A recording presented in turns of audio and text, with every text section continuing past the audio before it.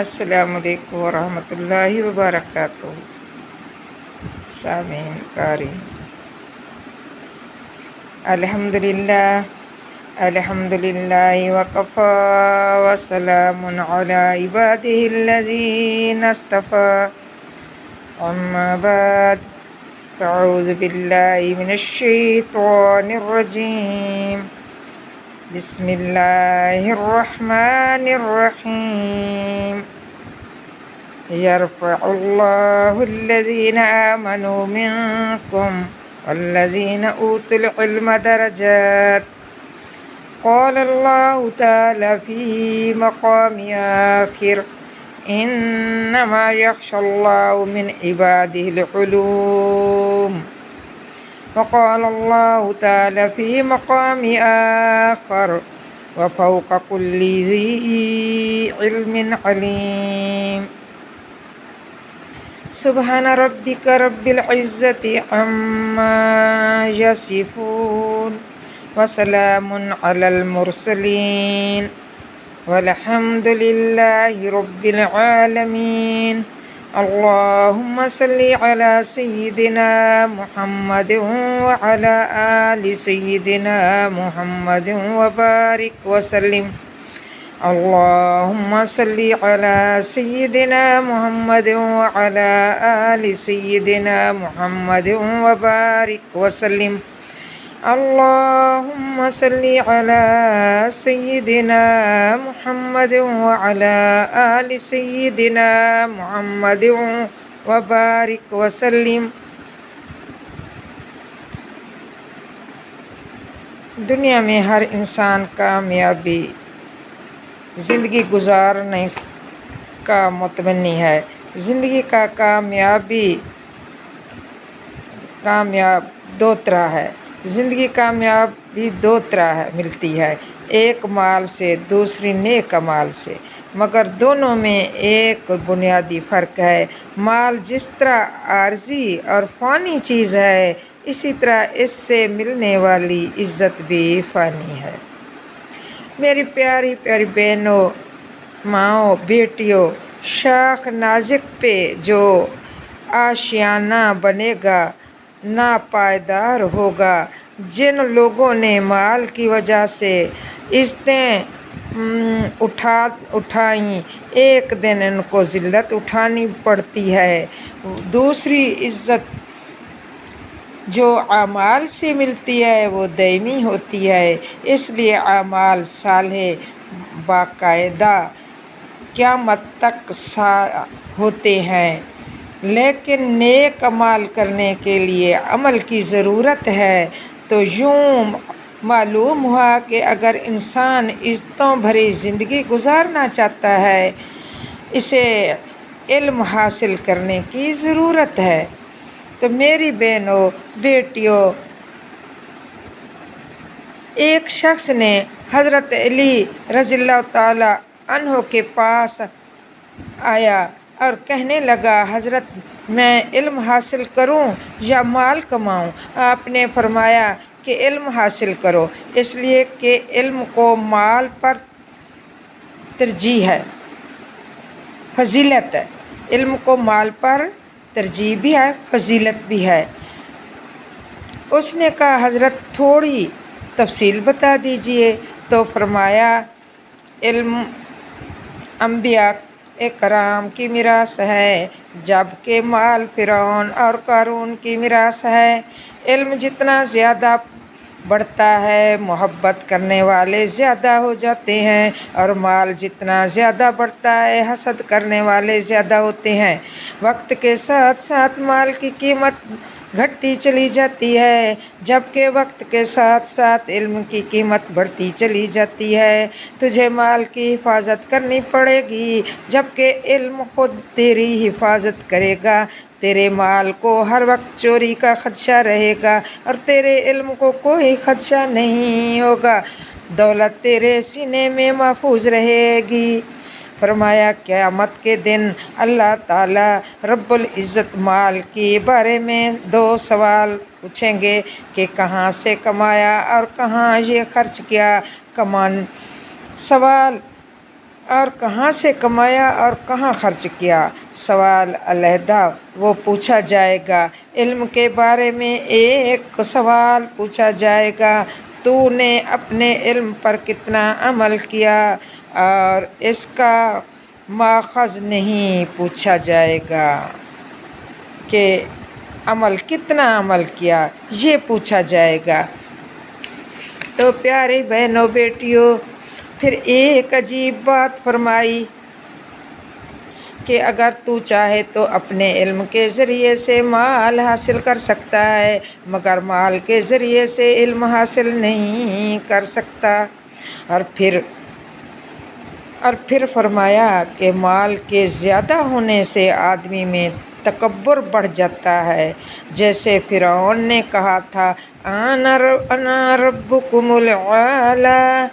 علم کے پڑھنے سے انسان میں تواضع آتی ہے، اس لیے نبی کرام صلی اللہ علیہ وسلم فرمایا کرتے تھے عندک حق،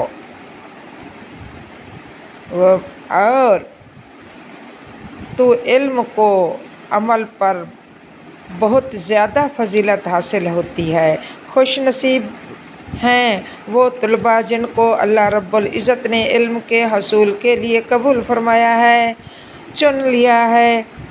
یہ دنیا اور اسباب ہے، یہ دنیا دارالاسباب ہے، جہاں پر ہمیشہ عزت ملنے کا کوئی نہ کوئی سبب ہوتا ہے۔ انبیاء کرام کو اللہ نے جو امتیازی شان عطا فرمائی، ان کا سبب ان کا علم بنا۔ قرآن کریم میں سے چند مثالیں اس کی ہیں، بغیر تو دل کو سکون ہی نہیں آتا، علم کے بغیر دل کو سکون نہیں ملتا۔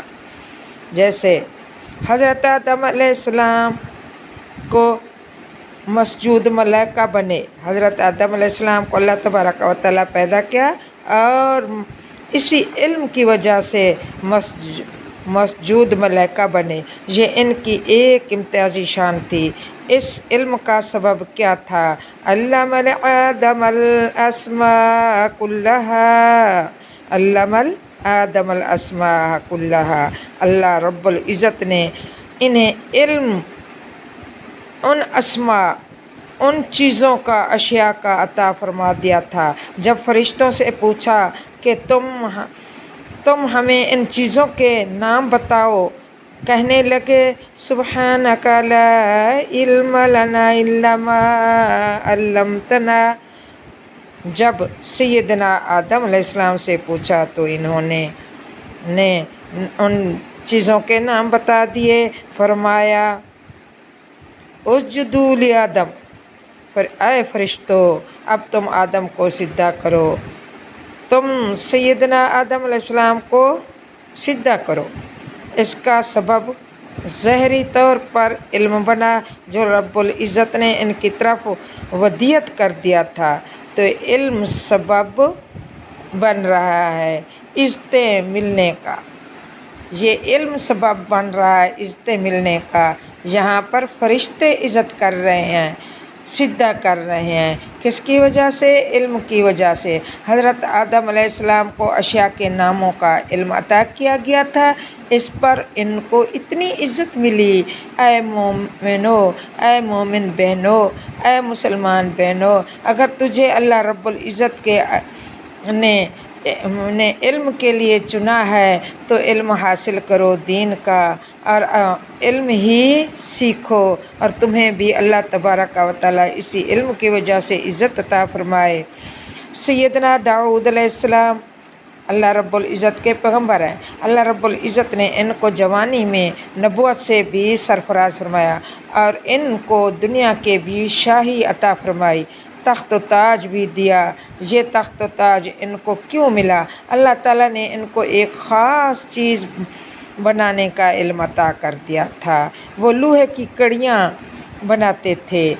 اللہ تعالیٰ فرماتے ہیں وَعَلَّمَهُ صَنْعَةَ لَبُوسٍ لَكُمْ عِلْمًا، میں نے ان کو علم دے دیا۔ سبحان اللہ، نسبت علم کی طرف کی تو یہ علم تھا جو ان کو عطا کیا تھا۔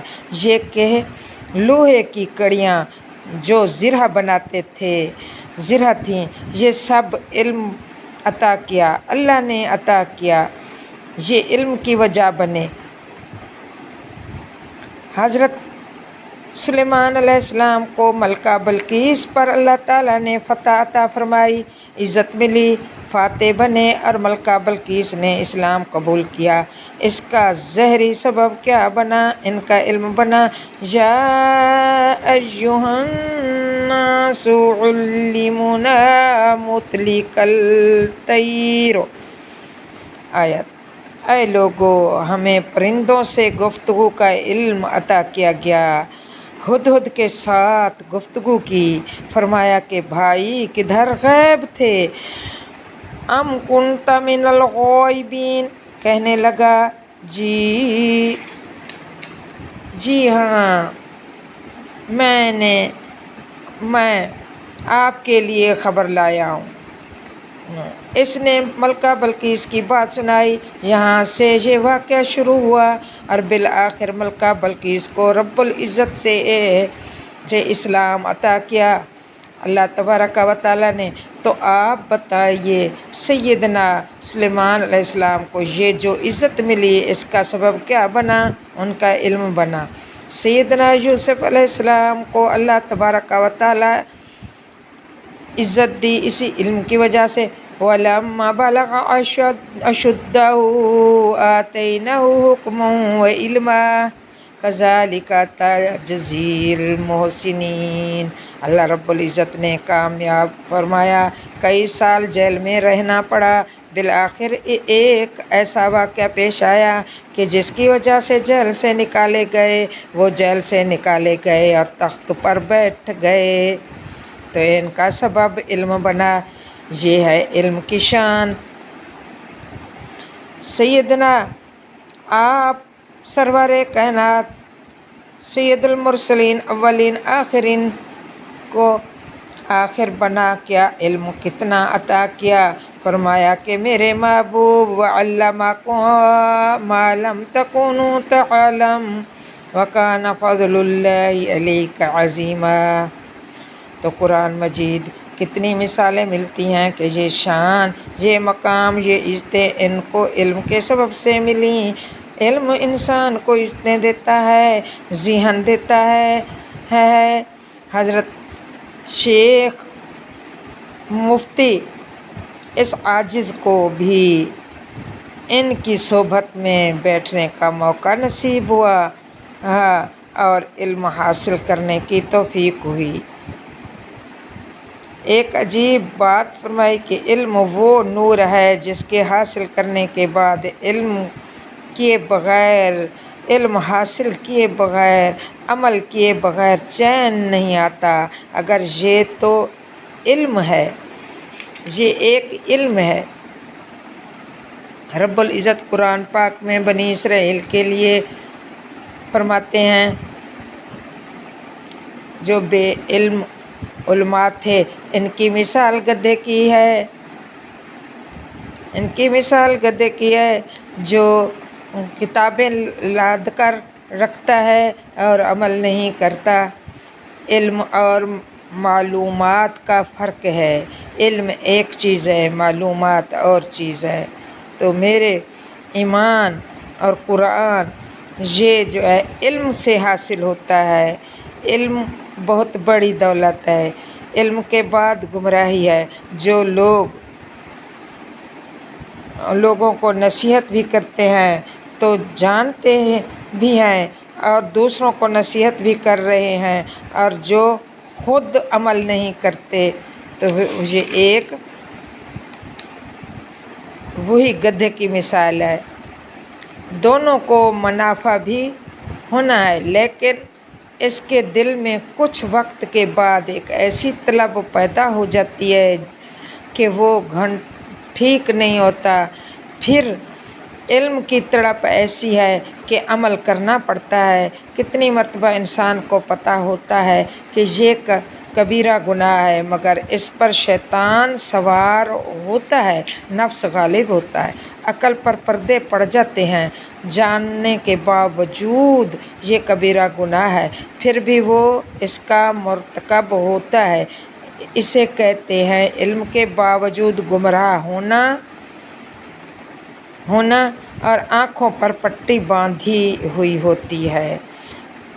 तो इल्म एक ऐसी दौलत है, इल्म की तलब में रहना जन्नत है। इसका तलब में रहना ये अल्लाह रब्बुल इज़्ज़त का एहसान है। वो अपने बंदों को दीन के इल्म के हसूल के लिए कबूल फरमा ले।